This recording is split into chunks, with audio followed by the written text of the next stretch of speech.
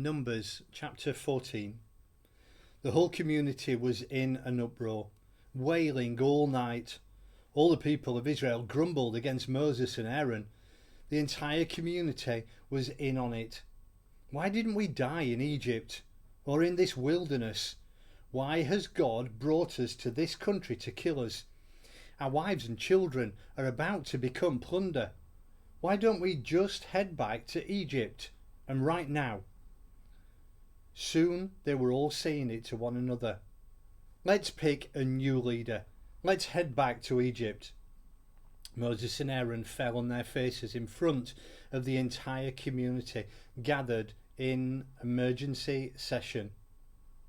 Joshua, son of Nun, and Caleb, son of Jephunneh, members of the scouting party, ripped their clothes and addressed the assembled people of Israel.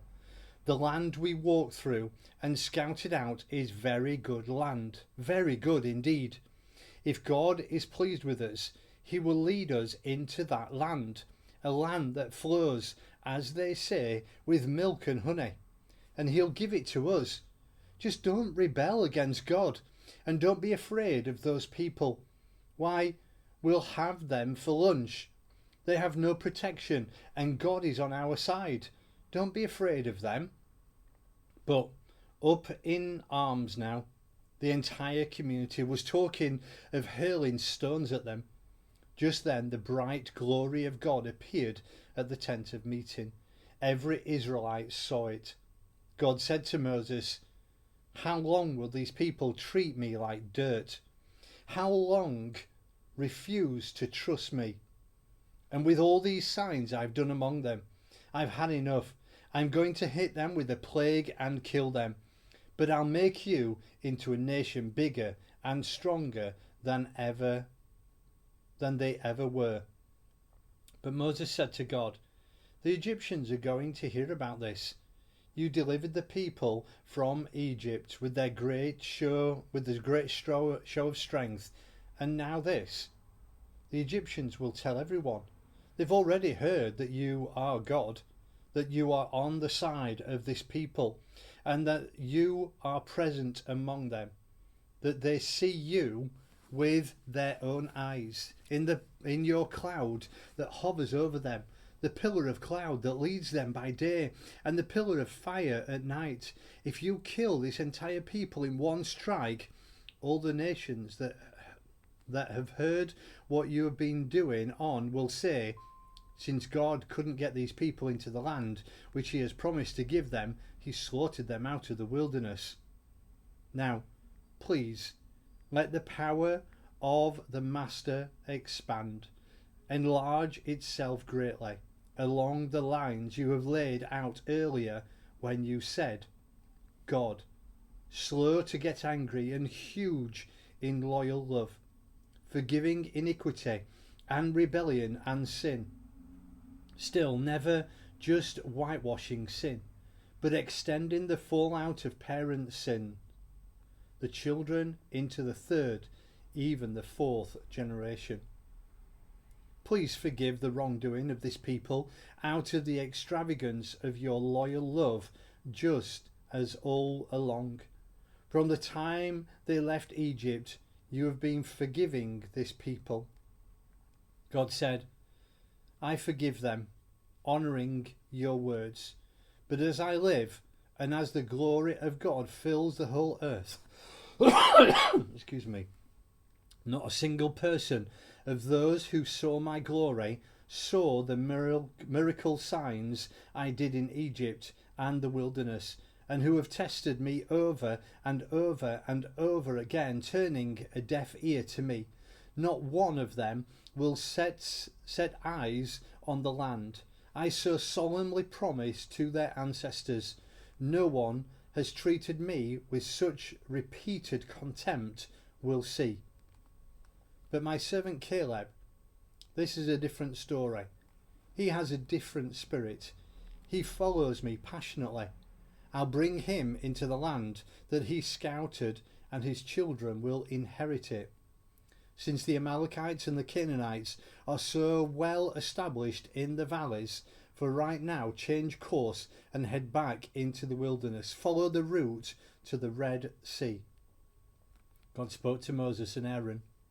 How long is this going to go on? All this grumbling against me by this evil-infested community. I've had my fill of complaints from these grumbling Israelites. Tell them, as I live, God's decree, here's what I'm going to do. Your corpses are going to litter the wilderness. Every one of you 20 years and older who was counted in the census, this whole generation of grumbling and grousers. Not one of you will enter the land and make your home there, the firmly and solemnly promised land, except for Caleb, son of Jephunneh, and Joshua, son of Nun. Your children, the very ones that you said would be taken for plunder, I'll bring in to enjoy the land you rejected, while your corpses will be rotting in the wilderness.